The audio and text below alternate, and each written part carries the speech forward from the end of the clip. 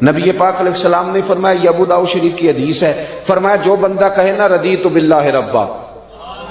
میں اس بات پہ بڑا ہی راضی ہوں کہ اللہ میرا رب ہے، وبالاسلام دینا، اور اسلام میرا دین ہے،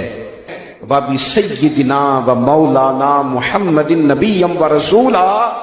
اور میں بڑا خوش قسمت ہوں کہ میرے نبی اور رسول محمد عربی ہیں صلی اللہ علیہ وسلم۔ فرمایا جو بندہ کہے نا اللہ میرا رب ہے، میں بڑا راضی ہوں، اسلام میرا دین ہے، میں بڑا راضی ہوں، نبی پاک میرے رسول اور میں بڑا راضی ہوں، فرمایا جو یہ کہے نا رب اس پر جنت واجب فرما دیتا ہے۔